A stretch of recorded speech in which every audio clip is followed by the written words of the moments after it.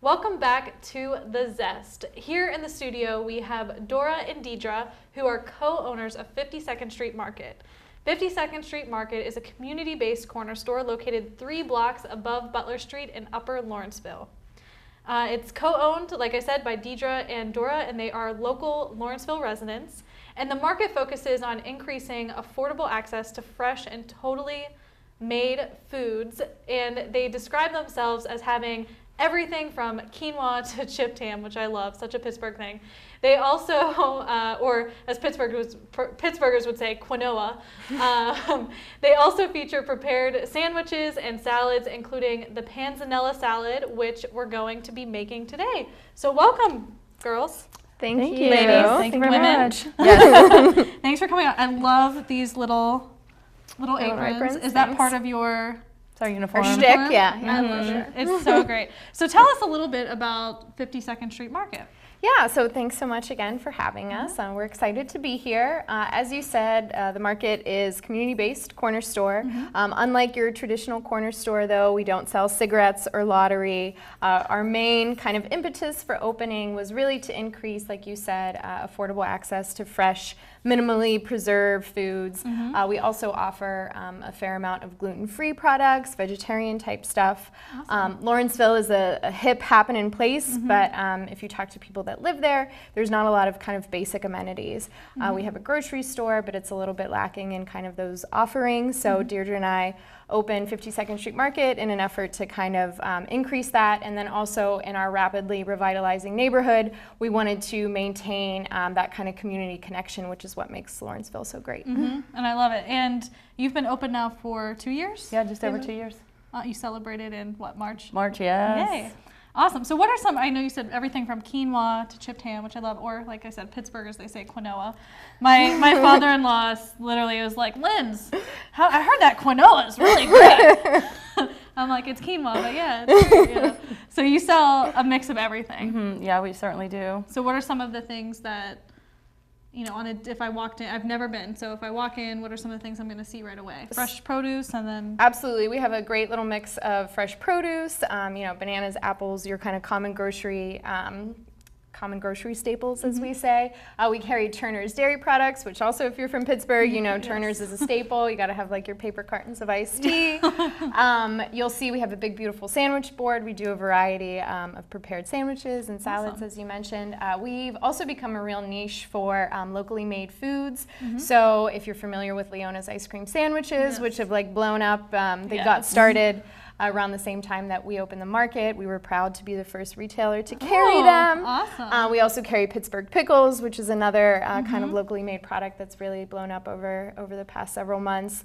We carry locally made granolas and pretzels and cookies and kind of all those sorts of things in addition to your just basic groceries. Awesome. So I could go there, get a sandwich, a salad. Yeah. Get some Zeke's coffee. We have a couple seats, so if you want to eat your sandwich. Awesome. Yeah, we've packed in quite a bit in 800 square feet. Yeah, it sounds like it. Certainly. All right, so today we're going to make panzanella salad. Panzanella. I probably said that wrong. Panzanella salad. It's Italian, correct? It is. Okay.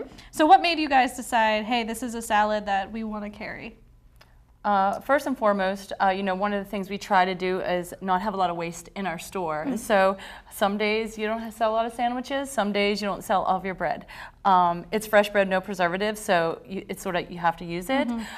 So Dora's Italian heritage, she had this recipe in her back pocket. So we decided, you know, we carry everything that goes into the salad. So sort of the impetus of making the salad was like, okay, how do we use our stale bread? And I think that's the reason why a lot of people make panzanella, is to just utilize some stale bread. Yeah, which is great. I mean, I think that's great because it cuts back on food waste, and food waste is so rampant in the United States specifically. So, okay, so tell us, like, let's walk us through how we start to make this. Yeah, so I mean, you can find kind of your basic panzanella recipe online very easily. I think the most important takeaway for your viewers maybe is that you can use really anything, whatever you have laying around. So we have a very traditional panzanella salad here, but whatever vegetables you have that need use, you know, it's CSA season, and I know if, you know, people are struggling with those vegetables. Any kind of bread, if you have like a crusty French bread or Italian or whatever the case may be, if you have brioche, whatever, whatever. There's it's interesting now that peaches are starting to come in. You can make a sweet peach panzanella salad. So, you know, that's the big takeaway. We, like I said, are a little traditional here with this one, but really you can use whatever. Yeah, I've whatever seen them with like peppers. Yeah, yeah, and we, you know, that's what's great about the market too. If we have some peppers that are still very edible, but you know, aren't perfectly perfect, well, you know, love their perfect produce. Yeah. Exactly. So, you know, we start with, we carry Allegro hearth bread, I should say. Awesome. So right now in this one, we have some country white and then our farm grain here, which we sell fresh. We get that delivered daily to the market. Okay.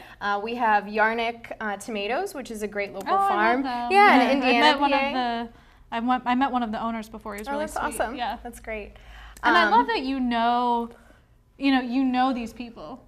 You know, like you're like, oh, these are exactly where these tomatoes come from. Right. You know, like you're like, Yeah. and then give a fist bump to, you know, your produce man. That's definitely been like an amazing byproduct of opening the market, is meeting all of these incredible farmers and growers and food producers and makers of things. It's been awesome. So we have our tomatoes, our bread, we like red onions, Kalamata olives, mozzarella, fresh mozzarella, our fresh basil. This is actually from my own personal it's little very beautiful pot that I have outside of my house. And then we make our own Italian seasoning, which is a really easy thing to do. Oh, wow. So is this your Italian seasoning here? It's beautiful. Yeah, and we carry some of that, or we put rather some of that on some of our sandwiches, which is nice. It has some good flavor, some good depth. It smells really nice. That's good. You can keep that one. Of course, your balsamic vinegar, fresh olive oil, which again, if you're from Pittsburgh, we carry Delalo, which you know you gotta have that. A little bit of sea salt, fresh cracked pepper. A lot of people like to toast their bread to give it a little bit of crunch. Oh, really? I've never heard of that. Yeah. So this one isn't particularly toasted. We, you know, time and stuff. Yeah, no, I hear you.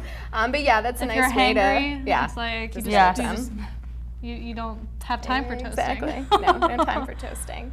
But yeah, so we cube the bread, kind of toss it with the seasoning, olive oil, vinegar. Usually it's spoon. Yeah. My husband made that spoon, I know, so it's we'll very get it nice. on camera there. It's very nice. It's very nice. And then you just mix it around? I like to use, you know, when we're making it at the market, you put your gloves on, but yeah, you really get in there. Yeah, I like to get in there with my hands and really toss it and make sure, you know, the olive oil and vinegar coat it. I like to put this in a mixing bowl and whisk it first, so it's So not all of the... Exactly. It has a nice little little mix. And then usually it's a 3-to-1 ratio of olive oil to vinegar. So besides, I guess, when, you know, obviously bread's going stale and you make a salad with it so it doesn't go to waste, how do you come up with the recipes or the inspiration for what you make? To be quite honest, we sort of do look around and say what needs to be used. We really try to use... if the Brussels sprouts aren't looking the greatest, our daytime manager, Heather, who just joined the team last month, and she's really great at coming up with recipes, online searching for recipes, but it's like, oh, we have some olive oil, we have some Brussels sprouts, we always have spaghetti, you know, we're a grocery store, so we have enough of the supplemental things outside of the sort of vegetables that are, you know, past their prime. Yeah. So really what is, you know, withering or, you know, not looking as great really does dictate what we are going to use in our prepared salads. Yeah. Well, that's great. And then what, I guess, does your menu then change every day, every week, every season? Is that kind of, is it like a surprise? We do have our, and now it's becoming a surprise for us. Yeah, right. It's great. We do have our like classic sandwiches. We always carry a variety of deli meats, so you can get just, you know, your chipped ham and American, you know, sandwich. Yep. The Yinzer. Yeah, exactly. We call it the Ron, our neighbor. I love it. But yeah, it could be the Yinzer too. So we have those basic sandwich staples, and then really it's the salads are what, you know, we tend to switch up, and then we'll do sandwich specials as well. Deirdre mentioned Heather. We had some cilantro that needed like pick through, you know, the classic separation. So she was able to get some stuff, some good cilantro to use, and she made this like delicious cilantro aioli that like people were going crazy about. We had some oranges that were, again, not 100% perfect, totally edible, but you know, consumers want that perfect piece of fruit. So she made this like jalapeno orange marmalade and made a sandwich special with that. So that's the level. Where did you find her? I know. We were extremely lucky. She sort of fell in our lap. So. Oh my goodness. So what, do you have customers that come in and they say, oh my goodness, I got this thing like 3 weeks ago, like you made it, and are you gonna have that again? Absolutely. The cilantro, the aioli people are And I'd imagine that actually is good information for you, because then you start to see what customers really like, you know, what worked well, maybe that's something that becomes regular, I don't know. Yeah, I think so. It definitely informs. I mean, because we're such a small place, 80% of our customers are returning, so that makes that dialogue really easy to have. So we can have that, you know, conversation with people, and they're like, "Yo, you gotta keep this. You gotta get this back, or this has to be part of the regular menu." And we'll more often than not, we'll do that if it's possible. Yeah, awesome. All right, do you mind if I try some of Yeah, this? please do. I keep smelling it, and it smells delicious. So I'm just gonna dig into this big old, I'm gonna get a piece of cheese. Yeah, make sure you some get cheese in there. Yeah. Cheese, basil, onions. Luckily you can't smell my breath on camera. It's really good. Thank That seasoning. As Dora's seasoning, that is. It's a family secret, maybe? A little bit, yeah, I think so. A family secret, or just I kind of just made this up. Yeah, no, well, it's a little bit of both, I would say. Okay, well, it's delicious. Do you sell that just as seasoning? We don't, no. Well, that's there you actually go. a good idea. I never really thought of that. Yeah, because that seasoning is That's incredible. great. Well, thank Yeah. you. We'll have to think about that. All right, well, thank you both so much for coming on today and sharing this wonderful recipe. So good. I'm going to eat all of this after the show. And for more from Deirdre and Dora and the 50-Second Market, check them out. Whether you want to buy it, prepare it, or like me, eat all of it after the show, check them out on @52nd Street Market. Thanks again for tuning into The Zest, a bi-monthly lifestyle show dedicated to all things health, home decor, food, and more. Sometimes we have dogs, sometimes we have humans, we do it all here. And if you or someone you know has a great show idea, or you just want to say hi, please feel free to send me a tweet @LindsaySmithHHC. I'll see you next time.